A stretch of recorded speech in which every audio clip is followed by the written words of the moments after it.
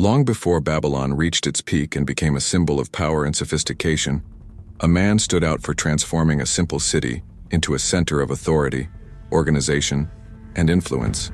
Hammurabi not only expanded borders with military intelligence, but was also responsible for one of the greatest contributions to ancient civilization: a code of laws capable of ordering a diverse society under clear principles of responsibility and justice. In this video, you will follow the decisive moments of his reign, his achievements, challenges, and the legacy that surpassed the limits of his time. We are in the year 1792 BC. Babylon, still far from being the great center it would become, was just one among many cities scattered across ancient Mesopotamia. It was a time marked by incessant disputes and instability. It was in this scenario that a figure emerged who would profoundly change the course of that civilization: Hammurabi. He not only managed to unite under his command a territory fragmented by decades of war, but also established one of the most remembered legal codes of antiquity, the famous Code of Hammurabi, considered the first set of laws recorded in writing in history. When Hammurabi was born, Babylon was still just a smaller city among other more established ones.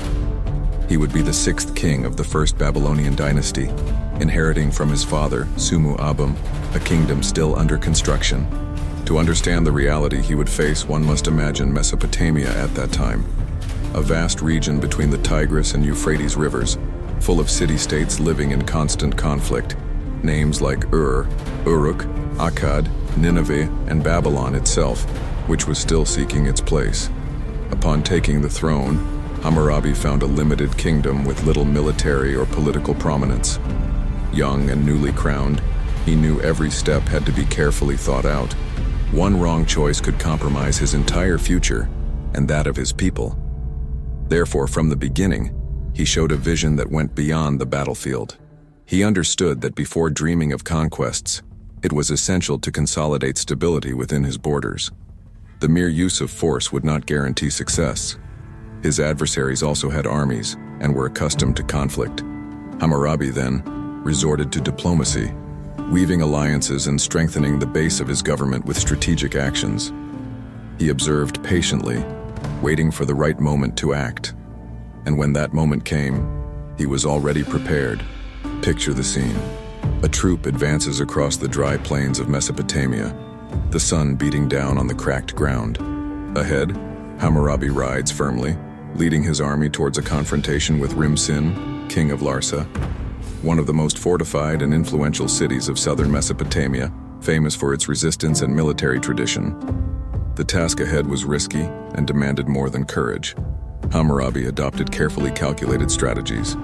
Instead of direct confrontations, he preferred systematic siege, cutting supply lines, wearing down the morale of enemy soldiers, weakening defenses little by little. Over a long siege, Larsa's forces began to yield. The city, which was the capital of the Isin Larsa Empire, did not resist. The fall of Rim-Sin not only marked victory over a fortress, but dismantled an entire rival empire. This conquest represented a turning point. Control of Larsa significantly expanded Hammurabi's domain.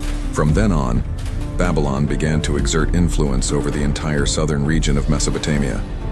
Scholars estimate these campaigns ended around 1763 BC. Upon returning, Hammurabi did not rest. With a keen eye on the future, he began building defensive structures, aware that other disputes could arise at any moment. But Hammurabi's deeds were not limited to the military field. His ambition went beyond weapons. He focused his efforts on organizing his territory based on clear rules, promoting justice, and creating administrative mechanisms that would serve as examples for many. Through this structured vision, Babylon gained prominence and became recognized as a center of organization amid the turbulent scenario of that time. Hammurabi consolidated not only lands, but principles. His way of ruling transcended time and deeply influenced later legal systems. While the kingdom's growth already occupied my daily decisions, I turned my attention to Mari, a prosperous city located on the banks of the Euphrates, under the command of Zimri-Lim, a sovereign of great prestige, whose network of influence reached vast areas of northern Mesopotamia. I understood that to guarantee Babylon's security, It was necessary to also control stretches of the Great River, since Mari blocked access to important routes. I sent envoys with veiled proposals, observed the movements of caravans, and waited for signs of weakness. When signs of instability appeared, I advanced. The city's walls, imposing, stood before a well-trained army accustomed to long campaigns under the scorching sun. In 1761 BC, after weeks of constant siege, the gates gave way and Zimri-Lim was deposed. The conquest did not bring only new territories. It secured control over crucial trade corridors that supplied the entire western portion of the region. Shortly after, new threats arose. From the east, a coalition formed determined to stop our advance. Assyria, Eshnunna, and Elam joined forces to block Babylon's access to the ores from the Iranian plateau, essential sources for weapon production. I understood that defending a territory was not limited to walls. It was necessary to take the war to where enemy intentions were organized. I organized troops with archers equipped with recurve bows, war chariots pulled by 4 horses, and spearmen protected by bronze shields. The first offensive breached Eshnunna's defenses. Then, the forces of Assyria retreated to the northern hills. In 1757 BC, I returned to the battlefield for a third campaign, now with the goal of completely neutralizing the core of resistance. Eshnunna fell silent, and with it, disappeared the strip of land that once served as a natural barrier between Babylon and the mountain peoples. With the path cleared, the extent of what would be called the First Babylonian Empire stretched from the shores of the Persian Gulf to the limits of Nineveh. It was an impressive stretch, but at the same time vulnerable. The absence of buffer zones allowed direct incursions by tribes from the highlands against our plains. Expanding without caution would have been an irreparable mistake. Therefore, I concentrated efforts on reorganizing supplies, ordered the excavation of new irrigation canals to support prolonged campaigns, and mandated the maintenance of guards along the routes crossing the arid territories. Every stone reinforcement in the fortifications meant less tension for those protecting the access points. My health was already weakening, but one last mission still demanded my attention. I decided to leave a record that would surpass my time, something to guide those who would come after. In the center of Babylon, I ordered the erection of a diorite block almost 2 meters tall. At the top of the sculpture, I depicted Marduk handing me the symbols of authority, the scepter, and the ring. Below the relief, I ordered 21 columns to be carved, filled with 282 articles, a code designed to offer common criteria for justice throughout the kingdom. The text divided the population into 3 main groups: the Awilam, free men of higher status; the Muskanum, citizens with less prestige; and the Wardum, those who lived under servitude. Amid these distinctions, I established rules concerning commerce, inheritance, unions, adoptions, family dissolutions, and criminal conduct, all described with the goal of clearly defining obligations, compensations, and sanctions. I learned that conquest by weapons can unite territories, but only organization through rules could keep such diverse peoples united. Each article was designed to contain abuses and offer at least some protection to the less favored. It was in this spirit that I specified, for example, the exact amount to be paid for bodily harm in disputes, the procedures for the rescue of enslaved people who fled beyond the borders, and the penalties for those who tried to manipulate weights and measures in markets and warehouses. Instead of allowing the strongest to decide everything by the sword, I made the scale carved in stone accomplish what the edge of a blade could never achieve: restrain excesses and regulate instincts. I never tolerated justice being distorted by whim or brute force. In my legal system, the principle was clear: whoever caused harm should receive something in equal measure. Whoever took should restore. If someone injured, they would be injured. This logic, although severe, was a way to impose limits where before reigned unmeasured vengeance, to transform wrath into rules, to organize instinct.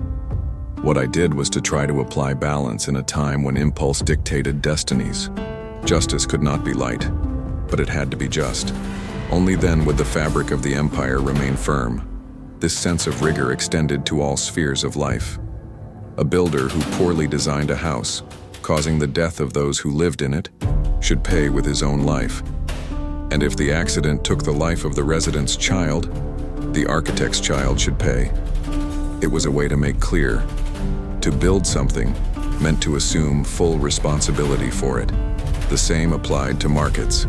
Whoever tried to cheat on weight, whoever sold adulterated products jeopardized the city's trust, and therefore deserved exemplary punishment. Even inside homes, order was firmly maintained. A son who turned against his own father would lose his hand. Each rule came to remind everyone that everyone's place demanded responsibility, and that duty was inseparable from common living. In the last years of my reign, I realized that external threats continued to grow. The eastern frontier stirred, demanding a response that could not be merely military. I reinforced the walls, reorganized the administrative staff, and left instructions so the kingdom could endure even in my absence. I knew my body was weakening, and when I finally passed away, around 1750 BC, the throne passed to my son, Samsu-iluna. He took on the responsibility, but the structure was already beginning to show signs of strain. Over time, the provinces became harder to control, and cohesion began to fade. Until in 1595 BC, Hittite warriors breached the defenses, reached the capital, and took with them all they could carry. It was the end of a cycle, but not the end of what had been established. Because even after the walls fell, the ideas remained, and the memory that a people can be governed not only by force, but also by the clarity of law stayed alive. The story of Hammurabi shows that the true greatness of a leader lies not only in winning wars, but in building structures that withstand time. And in this case, structures made not only of stone, but of ideas. His code represented an attempt to impose balance where chaos once reigned, to protect the weak against the strong, and to ensure that order did not depend solely on the will of those who wielded the sword.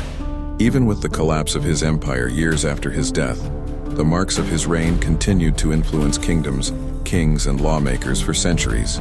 If you enjoy exploring these stories that helped shape the world as we know it, be sure to subscribe to the channel. Activate the notification bell so you don't miss upcoming videos, and share this content with those who also value delving deeply into the past.